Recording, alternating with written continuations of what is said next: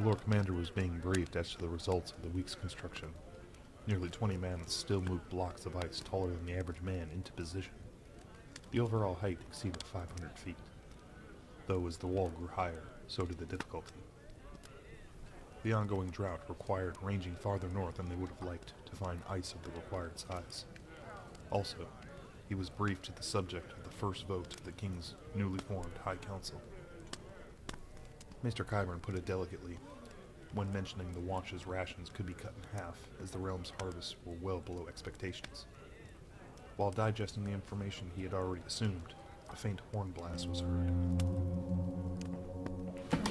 Sir Jon rose from his chair and dismissed his officers quickly. As he fled his office, he hurried into the still. The Eastwatch training yard was dry as a bone despite the overcast sky, the wall continuously wet in unusually warm weather. The last summer snow was months behind them. The lift was also under construction, similar to the one conveniently used at Castle Black. A watch was stationed every 75 feet of wall, or so, to pass messages up and down from the topside watches. Sir Jon patiently waited to hear the report. Single rider, walking his horse, pale cloak, were the words he heard from topside.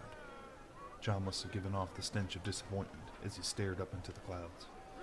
His direwolf must have sensed his disappointment and buried his head underneath Jon's arm. Jon exhaled and scratched Ghost behind his massive ears. 6 men, to me, ordered the Lord Commander, as he sprang for the tunnel. The inner gate was already manned and opened, as the Lord Commander, guards, and a direwolf hurried through, approaching the outer gate portcullis.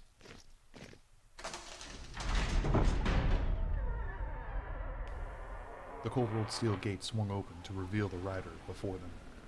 He stood several paces beyond the gate, likely so words could be exchanged before aggression was. "Sir Jorah!" exclaimed Jon. He quickly turned to dismiss his guard, but Ghost failed to be deterred.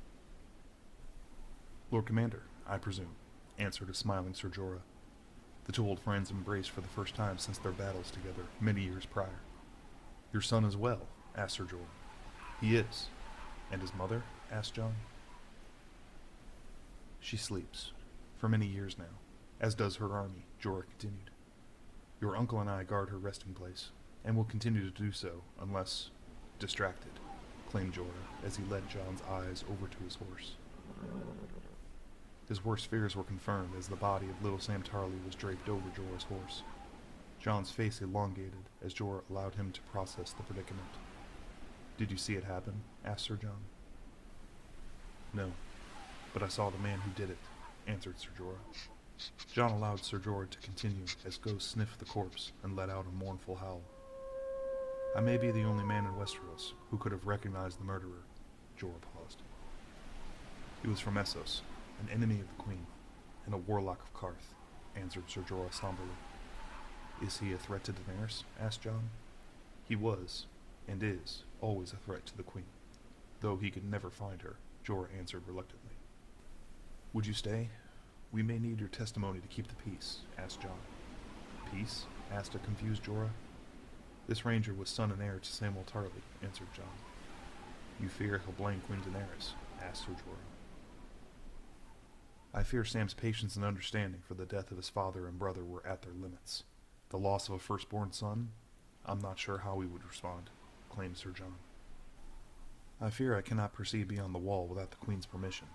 It is old magic, I dare say," claimed Sir Jorah. "What powers does she possess that we know not of?" asked Jon. "Only that of which the realm has granted to her," Jorah answered. "A letter, then. Gods be good, your word may be enough," answered Jon. Sir Jorah curtly nodded, though he had no seal of his house. Jon signaled for his watchman to collect the body and have the maester report to him with quill and parchment. "Tell me more of this man from Essos, his abilities, his reasons," asked Jon. "He is skilled, defies anything you could assume of a man. He lost everything when Daenerys fled Qarth. His assassins followed us across Essos. I thought him to be dead, until now," Jorah explained. Qyburn hurried and presented himself to the pair of knights. Surprised, he seemed to the subject at hand. "More magic, Lord Commander?" asked Qyburn. "You believe in such things?" asked the Lord Commander. "A curious question, Lord Commander, as you yourself have ridden dragons, and taken a knife through the heart, and told the tale, Qyburn paused. Magic is just a common word for things we not yet have a clear understanding of. Not for lack of trying, said Qyburn respectfully. I agree.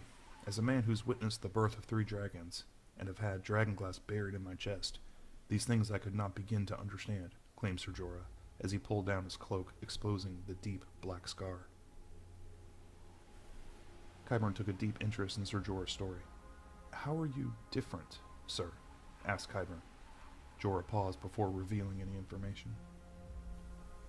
I sleep little, eat even less, even if I rarely feel the need. The pain of an old knight's knees or lower back have eluded me these past 15 years, though very much present before, answered Ser Jorah. Interesting, Qyburn responded. Is this something you could discuss with Queen Daenerys? Asked Jon. She is not likely to wake in your lifetime, or your son's, answered Jorah. Only when the seas run dry, and the mountains blow in the wind. Jon's muttering was then interrupted by an astonished Jorah. And when the sun, Jorah interrupted. Rises in the west, both knights said in unison. How? How could you know? You were dead, or nearly dead, exclaimed Jon, referring to the knowledge passed on by the children of the forest. I had heard it, once before, by the witch that plagued Daenerys' first husband, informed Ser Jorah. Jon's face turned stern as Ghost let out another mournful howl. I fear more secrets will be revealed in time, responded Ser Jorah as he tightened his grip on Longclaw's hilt. The strong silence was then broken by Master Qyburn. Should I be writing all of this down, my lords? He asked gently.